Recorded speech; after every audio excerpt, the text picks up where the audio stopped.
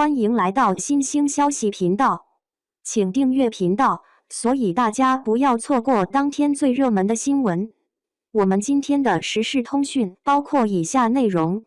许半夏也好，赵丽颖本身也好，少女感不过是一副旧皮囊而已。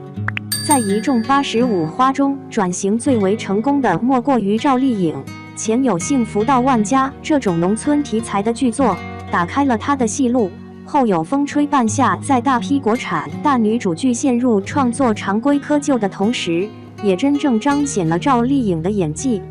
但在一众高口碑的评价之下，依然出现了一些看似很容易被大众理解所接受，但实则毫无理由的评论，比如赵丽颖没有少女感了。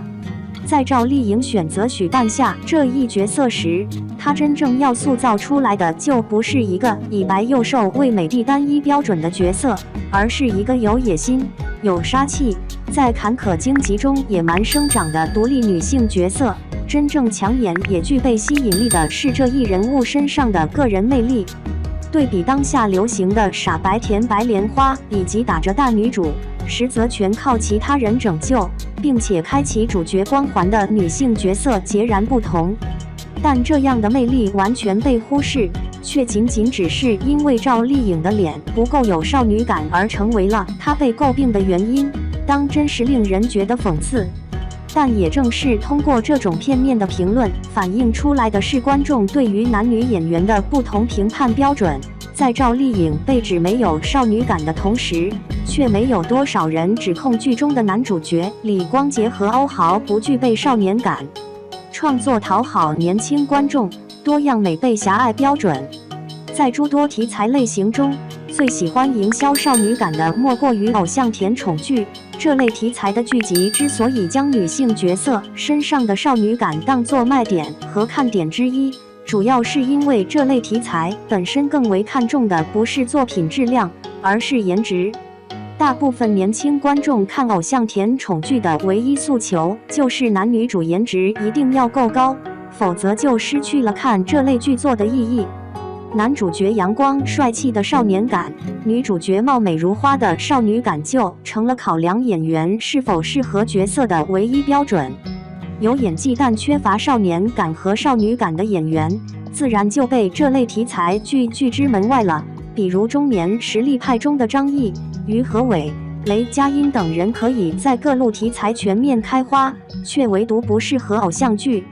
因为偶像剧的受众群体大都是年轻的观众，小则10几岁，大则30岁左右，他们的期待渐渐成为了作品追求的内核。当颜值成为了硬性需求，那么所谓的剧情人设、一些演员演技等都会成为次要的条件，必须是颜值至上才能满足观众喜好。但实际上原本观众的审美并没有如此狭隘的标准，只是因为作品在试图打造年轻人审美标准的同时，将美固化成了少年感和少女感的这一种，在讨好这些年轻观众的同时，也将风向引到了一个特定的窗口，能够吹进年轻观众心里的这股风，就变成了单一的颜值。这就使得多样审美的可能性在影视创作过程中直接被规避，从而演变成了年轻观众的内心期待，而背后影视剧创作又是在高度流水线式制作的情况下，已经让迎合观众喜好变成了引导观众喜好。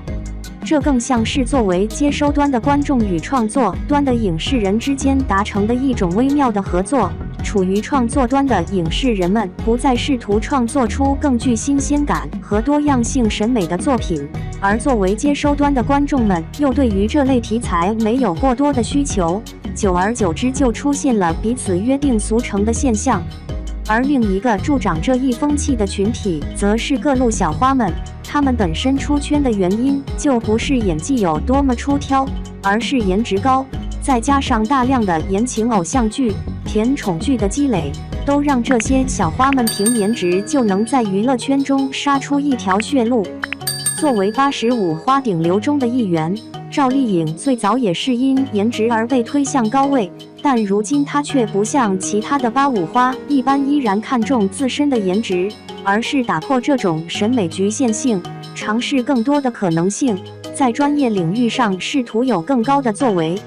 但这本身就挑战了喜欢他们的粉丝群体的审美偏好，以至于脸不再那么好看，但演技却拥有质的飞跃的赵丽颖，因没有了审美片面单一的少女感而遭到诟病。而给予赵丽颖这一评价的绝多数都是她本人的颜粉或是其他小花们的粉丝。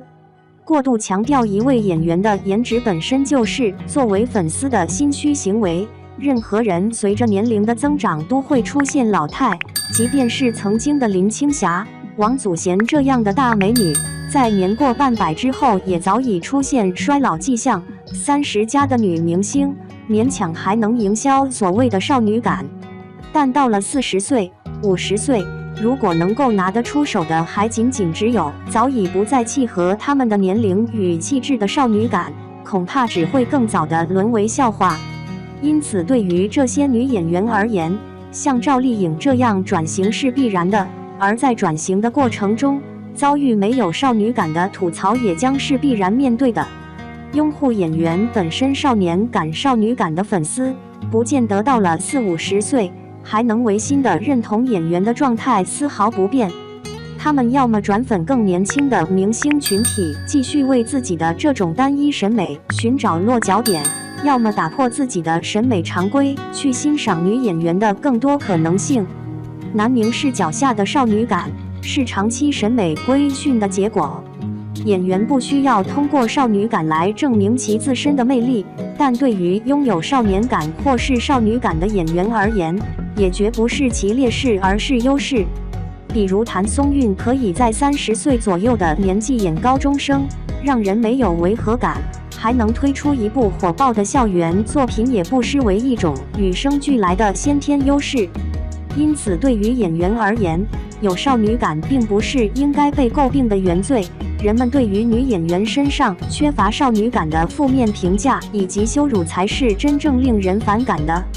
过去少年感和少女感都是褒义词，只不过对于女演员是否还存有这种青春的味道，用的是少女感，但对于男演员用的却是少年感而非少男感。可见对于很大一部分人而言，所谓的少女感更多的是男女关系中男凝视角下产生的一种审美，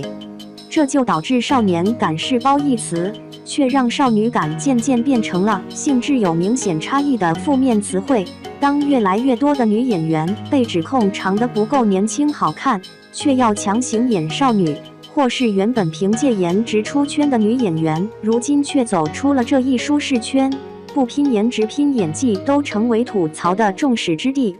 这就意味着对女演员们有偏见的人，对粉丝或是演员本身进行着隐形的 PUA， 而很大一部分人不但没有意识到这种 PUA 已经潜移默化地影响了自己的审美，甚至还成为了迎合的群体。可见少女感也是长期审美规训的结果。女演员、女明星应该是什么样的，或是他们诠释的角色到底应该有一个怎样的标准，没有人能够给直接的定义。过去人们喜欢傻白甜和白莲花，但如今这两类角色早已不再讨人喜欢，反而是一门心思搞事业的飒爽大女主更有市场。观众们的审美可以不被局限于某一个特定的类型，随着阅片量的不断提升以及影视作品的质量提高，人们的需求也有变动。但长久的偶像剧审美范板已经让一部分观众在缺乏自我独立审美的前提下，忽略了自身需求多样化的可能性。国剧市场上的中年演员们因为尝试了不符合自己年纪的角色，成为大家吐槽的众矢之的，但女演员的生存困境明显比男演员要艰难得多。在《如懿传》中，周迅和霍建华都是从少女少男演起，然而批评声却是主要围绕着周迅展开。正因如此，越来越多的女艺人在拥有一副好看的皮囊的同时，却因这种审美趋势带来的焦虑，使得她们忘记了自己身上还有更多的闪光点。即便是像周迅，也会因自己不断变老而心态失衡，但她真正的魅力所在，并不只是那副好看的皮囊。还有很大一部分女演员打着所谓年轻演员演技容易不到位的旗号，而亲自上阵演绎少女的角色，其背后也是所谓的少女感审美盛行，使得他们也产生了有少女感才能被观众所接受的错觉，将这一颜值上的优势当成了吸引观众唯一因素。但也有很多女演员从不把所谓的少女感当成自身的优势，越来越多像《风吹半夏》这样的作品展现了女性的多重魅力，可以是她们的真善美本性，也可以是敢爱敢恨的飒爽性格。审美本就不该被单一束缚。